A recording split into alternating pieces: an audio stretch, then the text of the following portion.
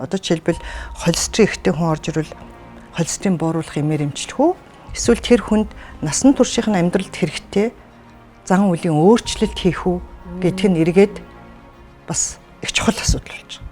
Lifestyle medicine гэдэг те энэ дэлхийд дахинд нэлээд одоо тренд болж байгаа. 60-70% нь хоол тэжээл тэгээд дараа нь сэтгцэн ирүүлсэн. Чих хандлага өөрчлөгдөж чинь дэлхийн нийтээрээ тийм ээ. Заавал им гэхгүй, заавал эмнэлэгт хэвтэн гэхгүй л идэх боломжтой. Хоёрдогч тарих ин гидстэй.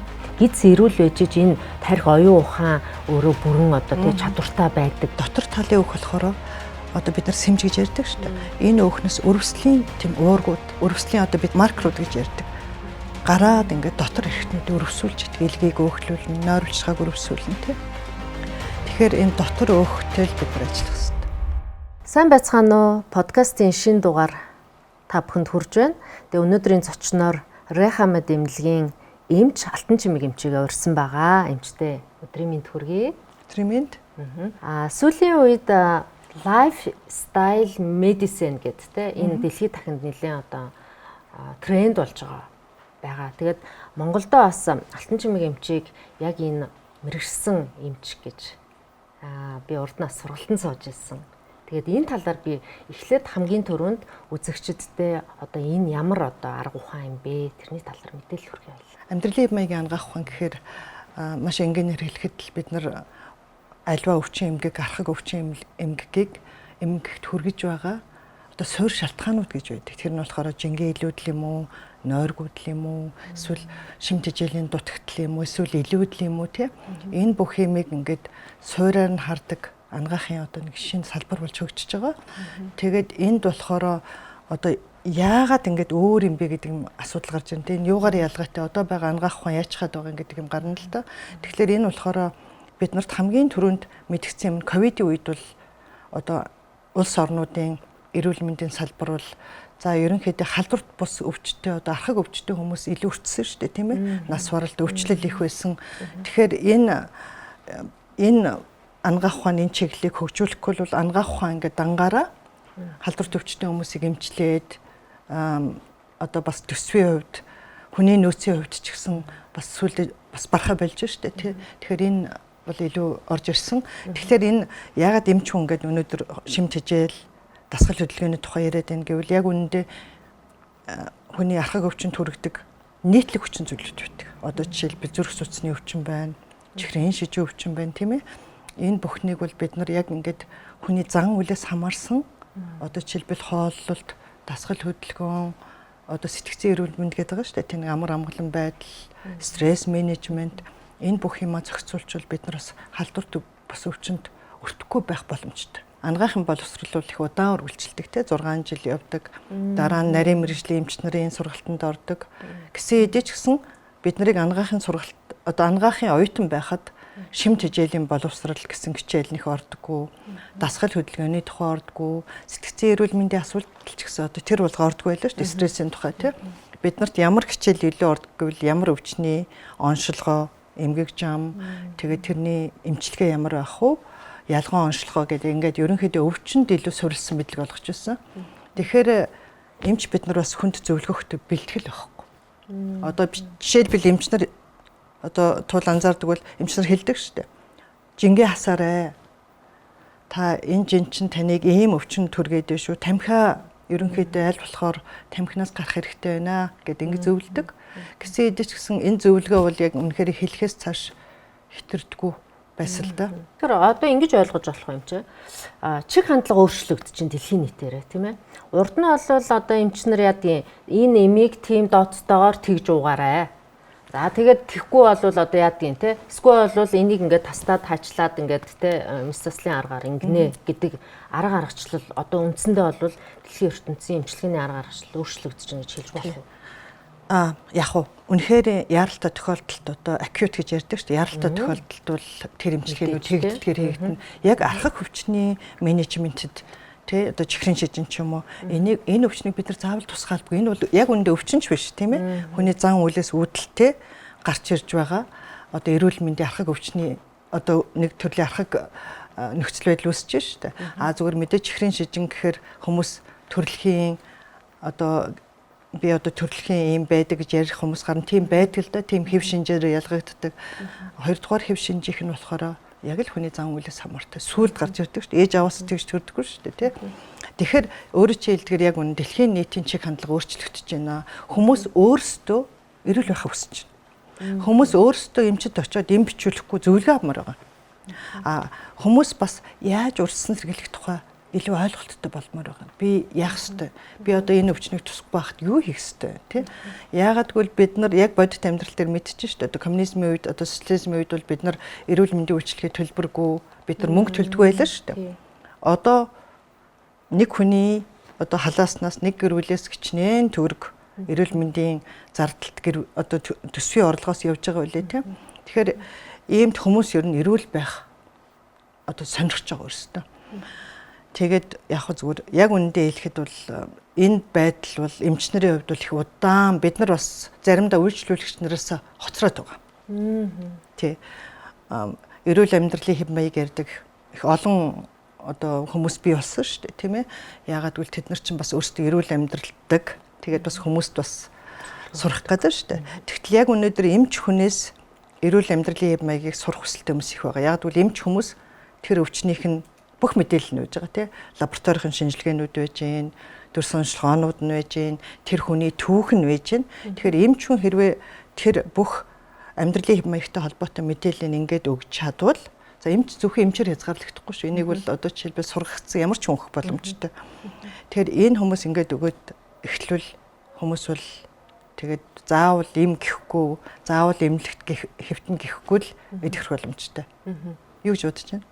Тий, угаасаа ер нь бол хамгийн хэрэгцээтэй гэж харж байна. Одоо дэлхийн нийт ийшээ чиглэсэн, эргэсэн байгаа. Дээрэс нь монголчуудаас яг энийг сонирхож эхэлж байгаа нь бол үнэхээр одоо бас гайхалтай, сайшаалтай байна. Лайфстайл гэдэг инхээр за дотроо ямар одоо чиглэл орж байна. Хүний эрүүл мэндийн 60-70% нь одоо бидний идэж байгаа хоол хүнс. Одоо нөлөөлдөг гэж үздэг шүү дээ. Хүн эрүүл тэнцвэртэй хоол хүнс идчихвэл мэдээж эрүүл мэндэд нь сайн те. Хэрвээ бид нар хоол хүнсэн дээр төдийлөн тэнцвэртэй сонголт хийж чадахгүй эсвэл одоо хит нэг талыг барьсан дэглэн барих ч юм уу те. Ийм байдлаар хандвал эрүүл мэндэд бас нэг тийм сайн нөлөөгүй. Тэгэхээр нэгдүгээрт хоол шимт ижил асуудал орж ирж байгаа. За энэ үнтэй уялдаад эргээд ангаах ухаан бол сүүлийн одоо 10 гаруй жил их хөгжиж байгаа. Бидний урд нь эмчнэрийн бидний одоо ангаахын боловсролд олж чадаагүй мэдлэгүүд өнөө үед бол шинэ одоо юм их хурдтай хөгжиж штэ тий. Химэл оюун ухаан одоо бүх юм хөгжиж штэ. Онцлогооны нарийн онцлогооны одоо арга одоо тэр ихтгэл гений янз бүрийн инженеринг хийгдэж байна тий. Тэгэхээр энэ үүднээсээ бол сүүлийн үед бол хүний гэдэсний эрүүл мэндийг их судалдаг болсон. Хүний гэдэс гэдэг бол өмнө нь бол бид нар бол за яг хоол боловсруулад ялгцс гаргадаг тий жоохон тийм л эргэтэн гэж мэддэг байлаа шүү дээ. Гэтэл өнөөдөр бол хүний одоо гэдэс гэдэг бол эрүүл мэндийн их том үзүүлэлт болсон.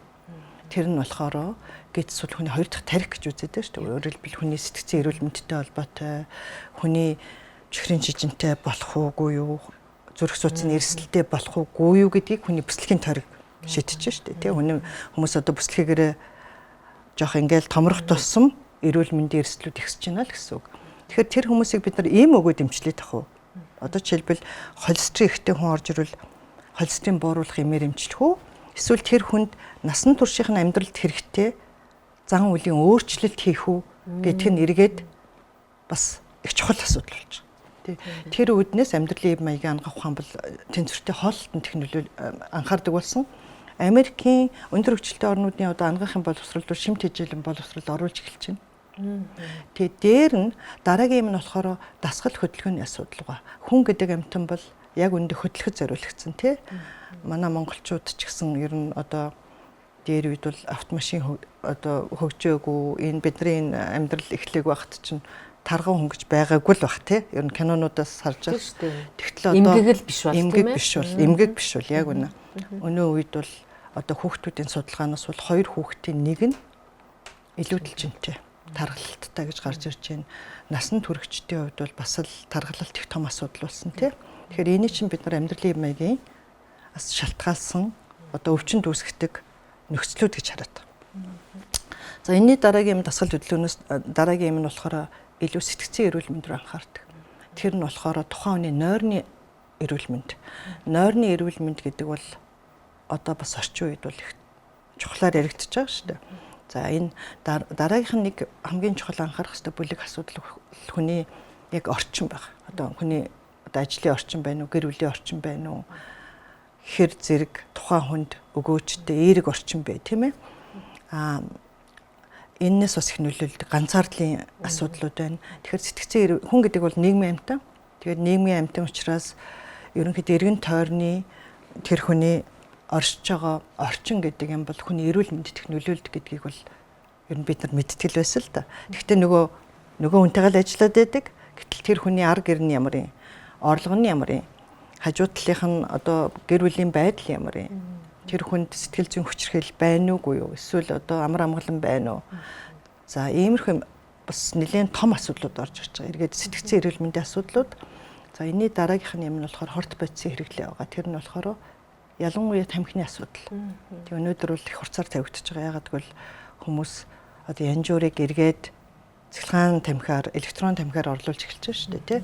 Тэгэхээр тамхи гэдэг бол ер нь хорт тавдрын одоо тамхи татдаггүй хүмүүс бол тамхи татдаг хүмүүсээс бол хорт тавдраар одоо өвдөх эмгэг одоо эрсдэл бол 30% бага байдаг. Тамхи татдаггүй хүмүүс. Татдаг хүмүүс бол тэгэхээр илүү хорт тавдрын эрсдэлтэй хонно шүү дээ, тий. Тэгэхээр тамхины асуудал. За тэр нь зүрх судасны асуудал бас ялгаагүй. Тамхи ч гэсэн одоо зүрх судасны судас хатууралд бол их нөлөөлдөг.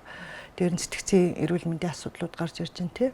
За тэгэхээр өөр олон төрлийн ийм одоо донтолт ч юм уу одоо нэлээд эмийн хэрэглээнүүд бол сүүлийн үед бол бас гарч ирж байна л да. Тэгэхээр манай монголчуудын хувьд бол илүү тамхины хэрэглээ бол бас ихсэж байгаа.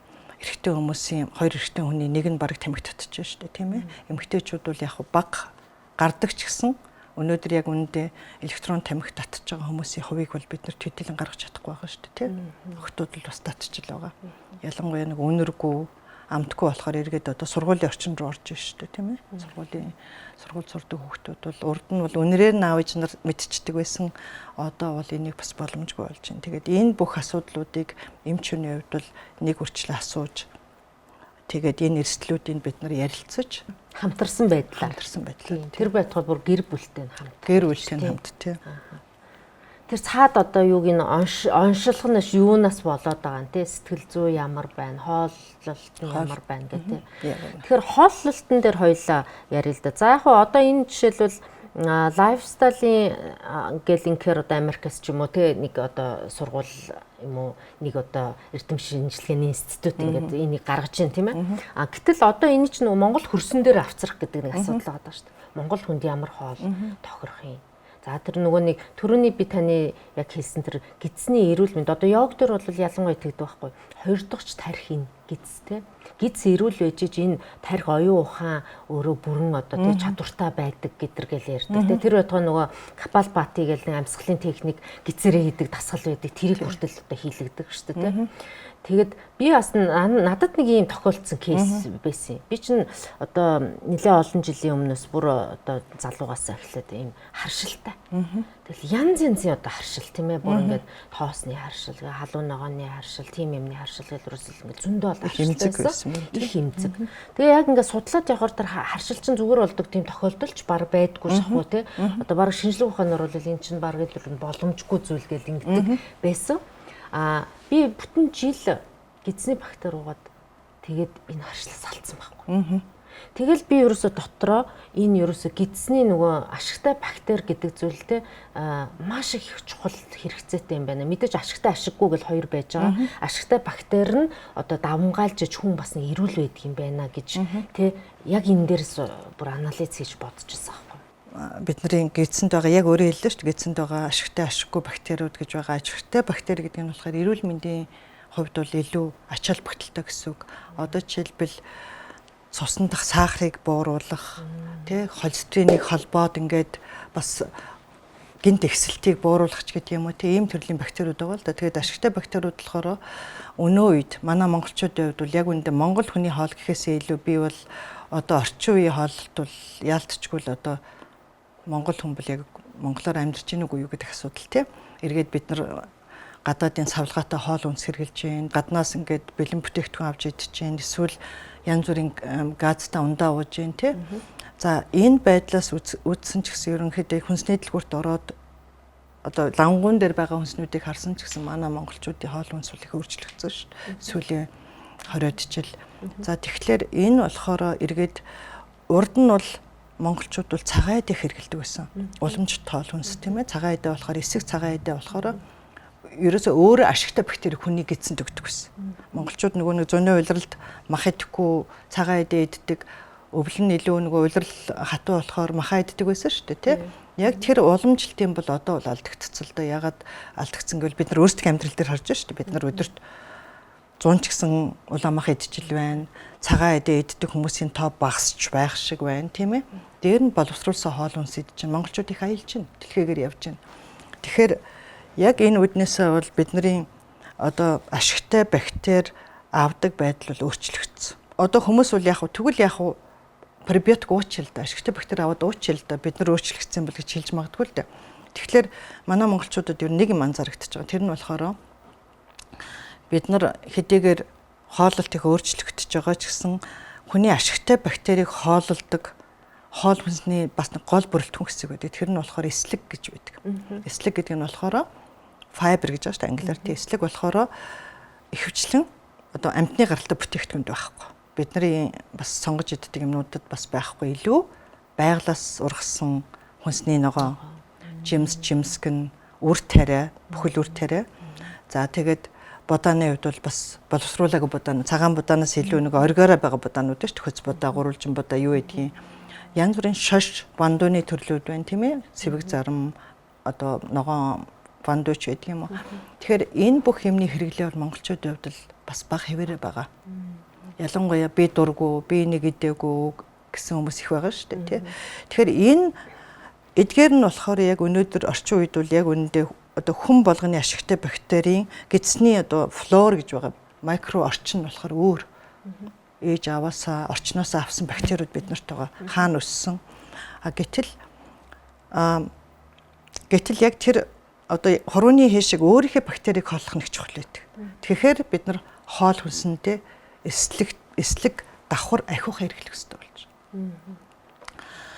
За цагаан эдээ идэх байсан үед шүү дээ тий. Тэгэхээр уламжлалт юм одоо эргээд нэг жоохон өөрчлөгдөж байгаа. Мэдээж болж өгвөл элгэн таргаа уумаар байна. Болж өгвөл аарц одоо ааруулаа идмээр байна тийм ээ. Тэгтээ чихэр багтай. За энэний дараагийн юм нь болохоор хэрвээ бид нар гидснийх ашигтай бактерийг сайн хооллоод эхлүүл. Өөрөөр хэлбэл одоо пребиотика ингээд сайжруулаад эхлүүл. Өөрсдөд өгөгдсөн пребиотикуудаа тэгвэл бидний дархлаач гэсэн их сайжирна. Дээр нь биднэрт яг л энд болохоор нэг юм явж байгаа цаана гидсний ашигтай бактери юугаараа биднэрт хэрэг болоод байгаа юм бол яг үүнд гидсний ашигтай бактерийг бид нар урд нь судлаг байсан. Одоо судлаад эхлэхээр энэ бактериуд бидний аз жаргалын даавруудыг үйлдвэрлэдэг болж байгаа. Нөгөө гидс 2 дахь тарих гэдэг нь шүү дээ. Бидний бас сэтгэл хөдлөлийг бас эдгээр шийдэж байна. За бидний өвчнөд өртөх эрсдэл нь бас энэ бактериудын тооноос одоо тоо болон одоо янз бүрийн олон төрлийн ашигтай бактери байгаагаас хамаарч байгаа. Тэгэхээр ерөнхийдөө өнөөдөр монголчуудын хувьд бол эслэгийн хэрэглээ хангалтгүй байгаа учраас бид нар бас энэ тал дээр нэлээд сайн өөрсдийгөө бас анхаарах хэрэгтэй болчихж байгаа.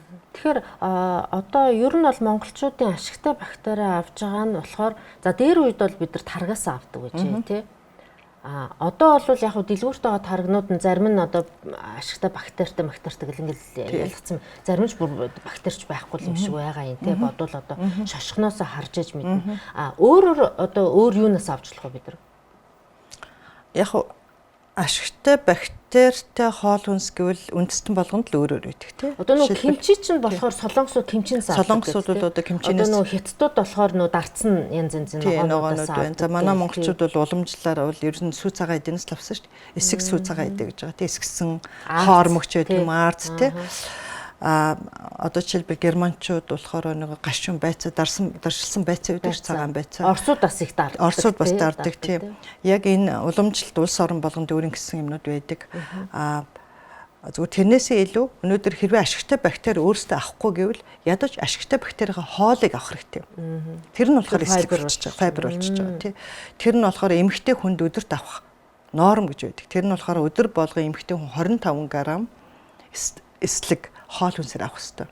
Эрэгтэй хүнд арай илүү авах хэрэгтэй. 30-40 г. Одоо ингээл ярьдаг шүү дээ. Одоо хорт хавтар гэдэг ингээд ихэнх шалтгаан генийн шалтгаантай байдгаа гэдэг. Яг таны саяны хэлдэг одоо холестеринтэй гэдэг те. Одоо жишээлбэл туранхай хүн хүртэл холестеринтэй байх боломжтой. Тэгэнгүүт эмчнэр юу гэдэг вэ гэхээр нөгөө генийн чанартай юм байна ч гэдэг юм уу те. Бас ингэж яадаг шүү дээ те. Аав ээжийн генийн чанартай юм байна гэд. Тэгэхээр миний одоо ойлголтоор бол та одоо ямар ч гений байж болно тий. Одоо жишээлбэл магадгүй аав ээж нь тийм одоо хавдраар өнгөрсөн ч гэдэг юм уу тий. Тэр одоо ах дүүнэр нь ингээд өнгөрчихсөн гэл тэгээ ер нь би одоо ийм хавдраар бараг л одоо зарим хүн болоо шууд тэгж оншилдог шүү дээ. Өөрөгээд ер нь эрсдэх магадлал айгүй өндөртэй байдгаа гэл ярьдаг тий. Тэгвэл бид нар нийгэмд тэрийг мэдж байгаа юм чинь нөгөө лайфстайлаа арай өөр болгоод тэрний эсрэг чиглүүлж чадах юм бол бид нар өвдөхгүй байх магадлал одоо. Хүний ген бол ингэж байж байгаа. Тэр хүний эрүүл мэндийг ер нь тодорхойлохгүй гэж үзэж байгаа сүүлийн үед. Хэрвээ хүн яг өөрөө чи хэлдгээр яг эрүүл амьдралын хэв маягтай. Эрүүл амьдралын хэв маягтай гэж нь хитгэн үзүүлэлт байдаг. Тэр нь болохоор тамхи татдаггүй. Тэгээд дасгал хөдөлгөөн хангалттай хийдэг. Өөрөөр хэлбэл илүүдэлжингүй ер нь хөдөлгөөнтэй. Одоо олон хоногт ядаж нэг 150 минут ингээд нийт дүнгээр 2 цаг 30 минут хөдөлгөөнтэй байдаг, хөлсөө гаргацдаг ийм хүмүүс. За дээр нь тэнцвэртэй хоол хүнс хэргэлдэг. Тэр дундаа эслэг хангалттай хэргэлдэг. За тэгээд дараагийнх нь юм нь болохоор бас сэтгцэн эрүүл мэндийн юмнууд орж ирж байгаа тий. Одоо стрессийн түвшин багтай. За энэ хүмүүс бол жишээлбэл тэр аавын тэр ээжийн ч юм уу аль нэг одоо тэр одоо илэрх гээд байгаа тэр генийг бол унтраах боломжтой. Энийг нөгөө эпигенетик гэж нэрлэдэг. Одоо жишээлбэл хүний хоромзомд үзүүр хэсэгт нь одоо тэр задгай хэсэгт нь одоо гутлаар бол үдээс шиг юмнууд байж байгаа. Тийм уургууд байдаг. Тэр уургууд бол амьдралын хэв маяг анханасаа их эрүүл явсан тамхи татдаггүй. Одоо яг энэ эрүүл амьдралын хэв маягтай хүмүүст бол тэр нь бол урт байдаг. Ерөнхийдөө стресс ихтэй. Одоо ер нь нэг жоох өөртөө анхаараагүй хүмүүсийн хувьд бол тэр богиносчдөг. Тэгэхээр ер нь аливаа өвчнөд эмзэг болчихж байгаа. Урд нь болохоор бид нар дандаа хүний махан биеийг үздэг байсан тий. Одоо эргээл ингээл генетик рүү орж ирж байна. Ангаах хөгжиж шүү дээ. Урд нь бид нар болохоор ингээл хувь тавилын юм шиг яг манай аавын талах угаас эртнээс урдаг ч юм уу тий. Өнөөдөр тэгэхэд бид нар холестерина бариад, жингээ бариад, стрессээ сайн өөрөө зохицуулаад тэгээд хангалттай хөдлөд байж бол заавал тэр өвчнөд өртөх албагүй. Хамгийн гол нь бас яг жилдээ нэг удаа нэг урьдчилан сэргийлэх хөдөлгөөнт орж явах хэрэгтэй бас. Бид нар бас нэг хинэггүй ингэж явж байгаа л гинт өвдснийхээ дараа орж ирдэг шүү дээ. Гинт тухай ороод нэг гимлэг рүү гүйдэг тийм. Тэгэхээр ерөнхийдөө юм байгаа. За энэ миний зүгээр дараагийн нэг хэлэх ёстой юм бол яг хүн өөрөөсөө шалтгааллах юмнуудыг хийгээд байгаа. Гэтэл өнөө үед чинь биднээс хамаарахгүй юмнууд их байж байгаа. Тэр нь болохоор одоо жишээлбэл анзаарахгүй юмнууд. Тэр нь болохоор одоо микропластикийн асуудлууд орж ирж байгаа шүү дээ. Пластик сав одоо ус ундааны савнууд байна. Гоо сайхны бүтээгдэхүүнүүд байна, хоол хүнсний савлгаанууд байна. Энэ бүх юм бол бидний нүдэнд харагдахгүйгээр бидний цуснд тэр ихтгэл бидний тарих руу микропластикууд орж байгаа. Одоо жишээлбэл хүний хийсэн бүтээгдэхүүнүүд байхгүй. Пластик гэдэг чинь хүн төрөлхтөө өөрөө бий болгосон. Тэгэхээр энэ бол сүүлийн үед бол бас их том асуудал болж байгаа. Энэ микропластикууд хүний биед даавар төс үйл ажиллагаанд явуулдаг. Тэгэхээр нөгөө нэг эмэгтэй хүний эстроген байдаг рецепторууд дээр нь хүлээж авдаг юун дээр нь болохоор энэ микропластикууд орчоод ингээд дааврын үйл ажиллагааг одоо боснуулах үйл ажиллагаа хийж байгаа. Одоо endocrine disruptors гэж нэрлэдэг гоос өмөлөгч нар. Тэгэхээр бид нар их олон юмд анхаарах хэрэг болчиход байгаа. Ер нь хорийг гадагшлуулах тал дээр бас яг энэ лайфстайл дээр яаж одоо зөвлөж гин ер нь хорийг гадагшлуулахаа хүний бие өөрөө их смарт шүү дээ. Хүний бие бол их ухаалаг систем. Хамгийн төгс одоо ухаалаг систем л гэж үзнэ. Яагаад гэвэл хүний биед аюул учрангууд хүнд дохионд өгөгддөг. Дохионууд нь болохоор одоо жишээлбэл өвдөлт байдаг юм уу? Эсвэл одоо одоо зарим уургууд ихсдэг ч юм уу тий. Тэгэхээр энэ бүх юм бол нэг тохиол өгч байгаа. Энд өрөвсөд дээ шүү, энд аюул учраад дээ шүү. Хүний цагаан эсүүд гэд бид нарт одоо цуснд ч гайхалтай дайчид байгаа шүү дээ. Бидний биед одоо хавдрын эсүүд бол өдөр тутмал үүсэж байгаа тийм мутацууд бол байнга явагдчихдаг. Тэрийг хамгийн гол нь хүний бие өөрөө байнга л засч яадаг. Хэрвээ яг энийг засах боломжгүй хүний бие өөрөө туйлдаад одоо гаднаас орж ирж байгаа бидний идэж ууж байгаа хоол хүнсээр орж ирж байгаа хор байна тийм ээ. Амьсгалаар орж ирж байгаа хорнууд байна, гэрийн цэвэрлэгээний бодиснууд бидний угаалгын нутагнаас өсвөлэл байна шүү дээ, хиймэл байна шүү дээ. Тэгэхээр энэ бүх юм үнэхээр хэрээс хэтрүүл хүний биеийн дархлааны систем, хүний өөрө хамгаалах чадвар бас алдагдчихадаг. Бас ямар үед алдагддаг гэвэл өөрөө төрүүлсэн туранхай хүмүүс ч гэсэн ингээд чихрийн шижинтэй явж байдаг гэх тийм. Тэгэхээр эргээл нөгөө стресс гэдэг юмыг бид нар хүчин зүйлэг үүсдэггүй. Хичнээн эрүүл амьдарч байгаа ч гэсэн нойргүй, маш их юм боддог, унтсан ч гэсэн тархин амардгүй хүмүүс үйж байдаг. Тэгэхээр энэ бүх юм дээр бол бид нар хүнийг цогцоор нь харна гэхээс нэг эргэтнийг барьж аваад эмчлээд байвал яг үндэ үр дүнгүй байгаа. Одоо жишээлбэл ходоод өвдлөгээл ходоодны эмчилгээ ингээл өөр юмнууд хийгээд байвал бид нар яг цаана нь жишээлбэл тэр хүний цаана магадгүй сэтгэл готрол үйж яхахыг үгүйсэхгүй тий. Тэгэхээр эмч хүн өнөөдөр эрүүл мэндийн салбарын ажилтнууд яг энэ юм дээр ч гэсэн бид нарс анхаарч хэрэгтэй. Энэ хүн сэтгэл готрол байна уу? Нойр нь ямар байна?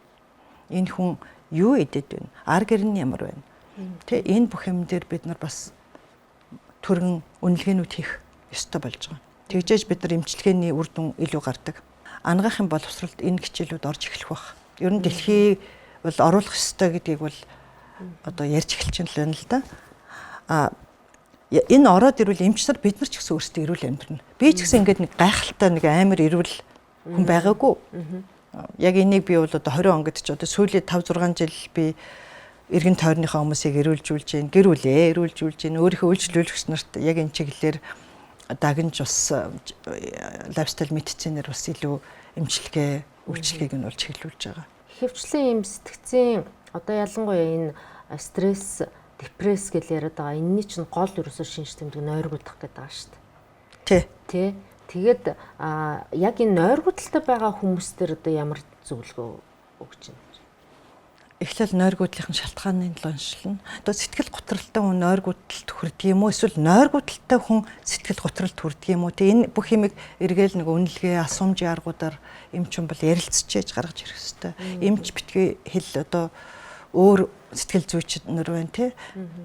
Тэгэхээр бид нар бол яг энэ юм руу одоо нарийн юм руу орох хэрэгтэй болчиход байна л да. Заавал нөгөө махан биеэр нь онцлоод ирж байгаа өвдөлтөөр нь биш тий.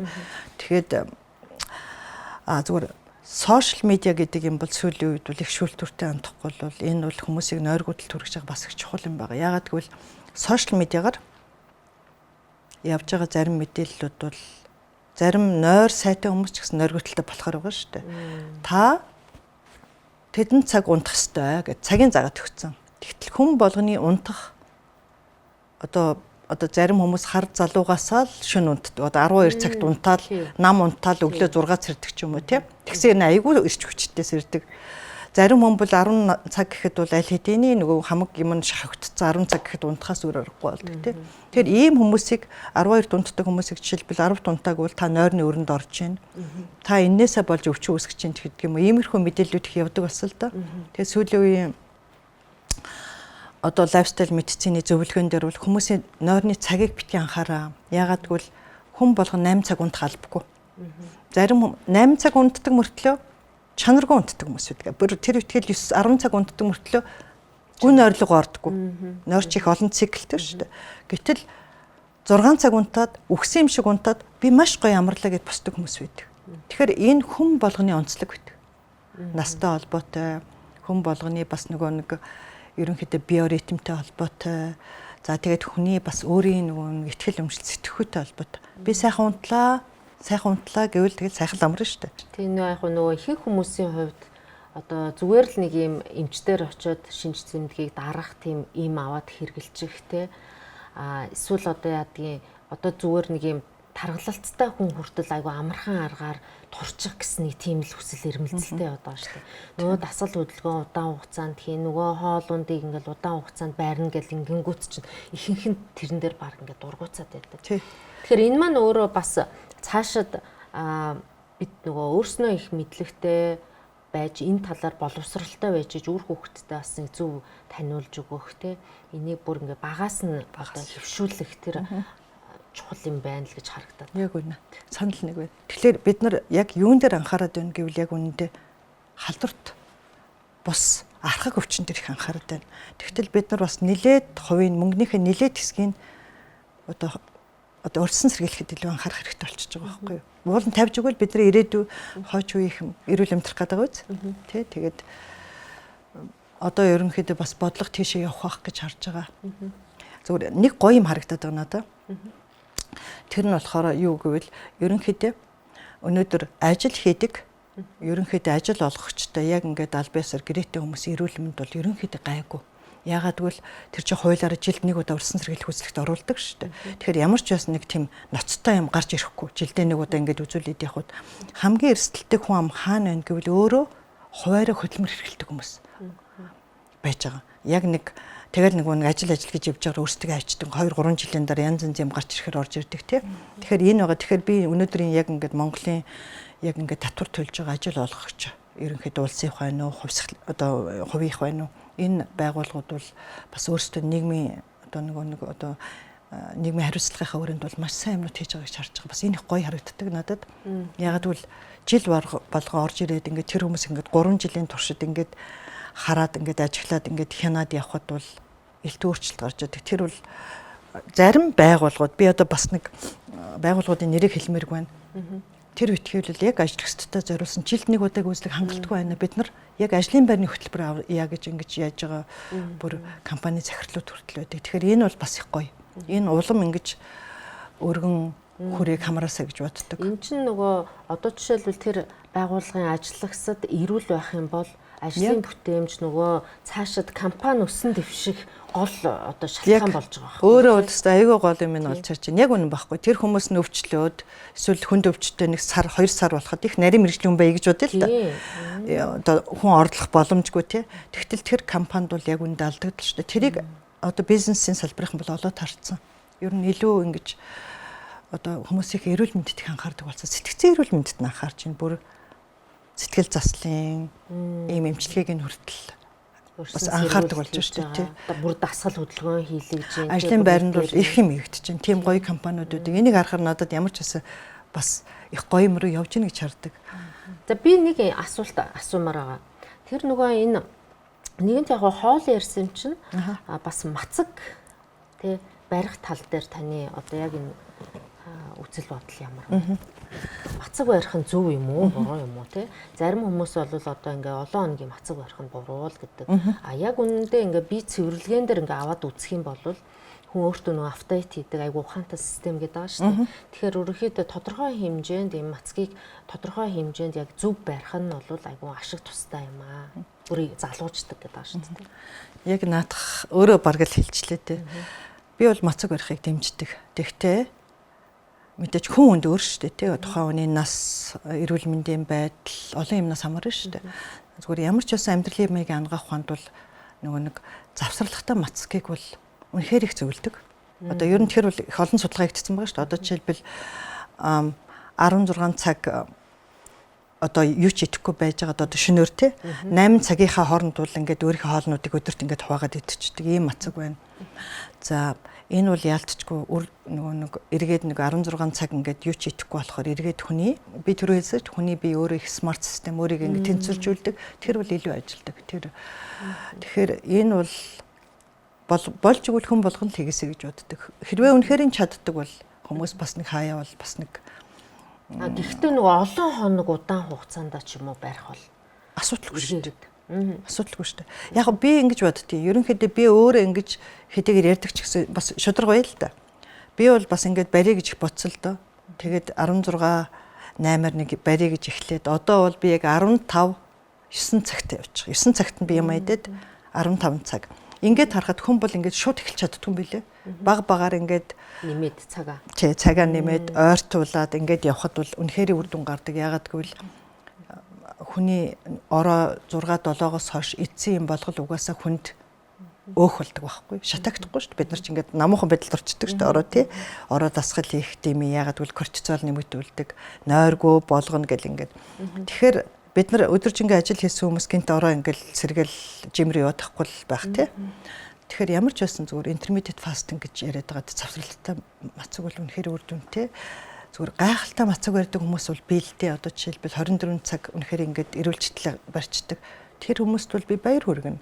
Ягаад гэвэл бас өөрийнхөө нөгөө нэг autophagy гэдэг одоо жишээлбэл хүн өөрийн үүссэн одоо биед үүссэн хор тавдрын эсүүд гений одоо янз бүрийн мутацууд энэ бүх юм завсрал одоо засварлах боломж хүнд олгодог. Өөрийгөө цэвэрлэдэг. Хүний бие өөрийгөө цэвэрлэх хангалттай цаг биш 24 цаг. Тэгэхээр иймэрхүү чиглэлийн мацаг барьдаг хүмүүс гэсэн би бол мундаг хүмүүс гэж хардаг шүү дээ. Буруу зөв гэж нэг ярихаасаа илүү яг тухайн хүнд тохирч гин үү, насанд нь тохирч гин үү, яг одоогийнх нь байдал тохирч гин үгүй юу гэдгийг илүү тулгуурлаж хийвэл зүгээр. Би таны хичээл суугаад нэг зүйлийг бас аюул сайн ойлгосон. Над дээр тийм асуудал байсан байхгүй юу? Би болохоор ингээд дасгал хөдөлгөөн хийдэг шүү дээ. Одоо байнга л тогтмол хийдэг. Тэгсэн мөртлөө ингээд яг жингийн асуудал дээр заримдаа ингээд тавьчих гад байдаг байхгүй юу те? Ингээд 1-2 кг нэмэгдчихдэг ч юм уу те. Тэгэл хүү энэ ч яагаад ийм болчихваа гээл те. Ерөндөө тэрэндээ бол нэлээд жоохон тийм соргоог ингээ ханддаг. Тэгсэн чинь яг таны хичээл дээр сууд тэрийг ойлгосон би. Яг нөгөө оройн цагаар ялангуяа бид нар ч нөгөө нэг жоохон хөнгөн юм идэн гингүүтэд нөгөө жимс иддэг шүү дээ те. Яг тэр бол өглөө босохдоо яг өөх болоод хоримтлагдаад басна гэдэг надад айгүй том тийм юм мэдээлэл өгсөн байхгүй. Тэгэл би тэрнээс хойш ерөөхдөө ингээд оройн цагаар бол ерөөсөө ялангуяа сахарлаг, фруктозтой юм ерөөсөө идэхгүй байх ёстой юм байна гэдэг. Одоо жимсний оронд хэдэн самар идчихвэл илүү өгөөчтэй төлөвлөлт бага. За энэ дээр бол бас нэг юм хэлэх хэрэгтэй. Би ингээд одоо яг үйлчлүүлэгч нартай бол одоо жингээ битгийх үз гэж шилдэг. Яагаад бол хүний жим бол ер нь өдөрт хүртэл 2 литр 2 кг-аар хэлбэлцдэг. Яагаад гэвэл давстаа жоохон хоол идэл гарахад баг ус татаал ингээд илүү 2 жил 2 хил нэмэгдсэн байдаг шүү дээ. Давс одоо ус татдаг шүү дээ тийм. Давсрах юм итгэхэр. Тэгэхээр ер нь 1-2 нэмэх хасах 1-2 дээр бол хүн ерөөсөө ач холбогдлох хэрэггүй. Зарим өдөр хавгансан байж болно тий. Хүний би янз янз л болно ш тухайн өдрөөс хамаарч. Тэгэхээр ерөнхийдөө байнга жин дээр гараад байна гэдэг бол бас их онцгүй. Өөрийнхөө сэтгэл зүйд их онцгүй. Тэр үндэ бас хүн стресстэй тий. Тэгэхээр болж игэл жингээс хол байх хэвээр. Юугаар мэдгэддэг хүний бие? Одоо чи бил дасгал хийгээд тэгэхээр хүн булчинтай болдог. Булчин чинь өөхнөөс хүнд шүү дээ. Тэгэхээр жин нөх өөрчлөлт гарахгүй. Тэгсээр нэг хүн юугаараа бидгүүл биенийхээ байдлаар одоо хувцас энтер таарж байгаа хуучин хүмүүстэй байсан хувцнууд ингээд гой болох ч юм уу. Эсвэл өөрөө ингээд мэдрээд эхэлдэг шүү дээ. Энэ бүх юмнаар л хүн мэднэ. Тэрнээс бол жим бол болж өгөл битгий үзэрэй л гэж одоо би хэлнэ. Дээр нь хүний жим бол нэг эрүүл мэндийн үзүүлэлт болдгоо. Сүүлийн үед бол бүслэгийн тойрог гэдэг байгаа шүү дээ. Яг бэлхүүсний тойрог. Тэгэхээр 70 кг-тай 2 хүн байлаа гэхэд нэг нь хевлэгээрээ жоохон тарган байхад л 2 хүний эрүүл мэнд өөр болчихж байгаа. Яг 70 кг-тай хүртэл. Нэг нь болохоор ерөнхийдөө тэнцвэртэй биетэй те булчинлаг ерөнхийдөө ийм хүн байлаа гэхэд. Тэгэхээр хүний жим бол нэг ач холбогдолтой шүү. Хамгийн гол нь хэлбэр галбараа зөв хадгалах бүслэгийн тойрогоор нэмж болохгүй. Ерөнхийдөө чихрийн жижигтэй хүмүүсийг харахад бол ер нь бүслэгийн тойрог бол нэлээд ихссэн орж ирдэг. Хострын ч ялгаагүй. Тэгэхээр эрүүлжийг үл ерөөсөө эндээс эхлэх хэрэгтэй. Гадна талын өөх бол нэг хажаал бүтлгүй шүү дээ. Одоо гадна талаараа тарган хүмүүс байдаг шүү дээ. Ингээд тий гой мой ингээд бодвол тэр бол нэг эрүүл мэндэд бол нэг чухал ач холбогдолтой шүү. Ягаад гэвэл гадна талын өөх бол дотор талын өөхнөөс өөр. Дотор талын өөх болохоор одоо бид нар сэмж гэж ярьдаг шүү дээ. Энэ өөхнөөс өрөвслийн одоо тийм уургууд, өрөвслийн одоо бид нар маркрууд гэж ярьдаг. Гараад ингээд дотор эрхтнүүд өрөвсүүлж идэг. Илгийг өөхлүүлнэ, нойролцоогоо өрөвсүүлнэ тий. Тэгэхээр энэ дотор өөхтэй л бид нар ажиллах хэрэгтэй. Тэрүүнд бид нар ашигтай бактерийн тухай яриад байгаа. Эслэгийн тухай яриад байгаа. Тэгээ яг таны үзэл бодолтой ижилхэн эмчнэр болгон одоо үйлчлүүлэгчтэй ингэж зөвлөдөг болчихсоо гэж бодогдмоор байна. Яг үнэндээ бол гайг удахгүй болов гэж бодож байна шүү дээ. Та бол энэ дээр бол нэлээд ажлууд бас хийж байгаа байх. Тий, одоо ямар ч хамгийн сүүлд явагдсан сургалтын дээр бол суусан. Тухайн яг одоо бол эмчнэрт зориулж явагдаад байгаа юм байна. Яг хөө зүгээр эрүүл амьдралын хэв маягийг сурчлан таниулж байгаа бусад одоо тий мэрэгжлийн хүмүүст бол зориулагдаж бас явж байгаа юм байна гэж харагдаад байгаа тий. Яг зүгээр лайфстайл медицины эмч гэхээр яг тухайн үнд одоо жишээлбэл эрүүл амьдрахад нь жор бичиж өгч байгаа. Одоо жишээлбэл хоолтын жор, нойрны жорч байдаг юм уу тий. Зүгээр маш олон төрлийн мэрэгжлийн хүмүүсийн үнийг хийх боломжтой, жишээлбэл хоол зүйчнэр хийх боломжтой. Яг энэ сургалтаа эрүүл амьдралын эмээгийн сургалтанд эдгээр яг энэ нарийн мэрэгжлүүд зориулсан сургалтууд байдаг. Тэгэд явандаа бол эмчнараас гадна одоо яг хүнтэй харьцдаг, хүний эрүүл мэндэд ажилладаг хүмүүс бол нарийсаад энэ чиглэлээр одоо сургалтанд хамрагдах боломжтой. Тэгээд болж өгвөл миний мөрөөдөл Монгол хэл дээрээ энэ хөтөлбөрийг хийдэг болоод олон эмчнэр, ялангуяа өрхийн эмчнэр тий орон нутгийн сум орон нийтэд одоо ажилладаг эмчнэр энэ чиглэлээр ядаж анхан шатны ойлголтууд аваад өөрсдийнхөө амьдралд ч гэсэн тэгээд үйлчлүүлэгч нартаа бас гоё үр дүн авчраасаа гэж боддог. Үр дүн шууд харагддаг. Зүгээр би өөр дөрөө л харахад бол би одоо яг эмч хүн бол нөх өөрийнхөө тухай яриад байх ёсгүй л дээ. Миний хувьд болохоор яг холестерин бол би яг энэ лайфстайл мэдцэнээр бариад явдаг. Би бол өндөр холестеринтэй. Яг удмын нэг юм байдаг манад. Тэгэд энийгээ бол би яг хооллолт, дасгал хөдөлгөөн, стресс менежмент. За энэ бүх юмар бол өөрөө аваад явж байгаа. Одоо би надад бол им уух ямар шаардлага байхгүй. Миний муу холестерин буурсан, сайн холестерин хангалттай өндөр байгаа. За тэгээд энэ сайхан үйлсэд нь амжилт хүсье. Олон бас эмчнэрийг тэгээд олон бас энэ олон нийттэй хүмүүстэй харилцаж байгаа мэрэгжилтэнгүүдийг бас яг энэ амьдралын зөв одоо дадал хэвшлийг те ард түмэнд бий болгох, таниулан сурталчлах энэ одоо ажлыг та өшөө сайн хийгээрэй гэж. Тий. Яг ерөнхийдөө өөрийнхөө хэмжээнд бол эхлээд ямар ч байсан нэг эмч нарын кредиттэй сургалт гэж бит. Эмч нар энэ сургалтанд суугаад одоо мэрэгчлээш ажлын байранда мэрэгчлээшлүүлэх тийм кредитүүд авдаг байхгүй. Тэгэхээр сургалтууд ямар ч байсан бид нар хийгээд эхэлсэн байгаа. Энэ бас эхний алхам.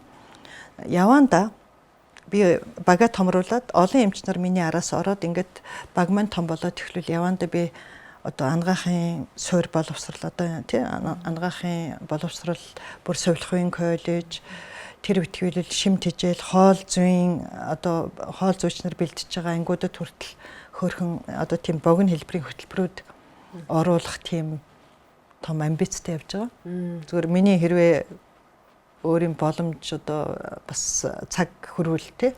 За тэгээд алтан чимээ эмчтэй амжилт хүсье. Баярлалаа танд. Баярлалаа. Өөрт чинь амжилт хүсье. За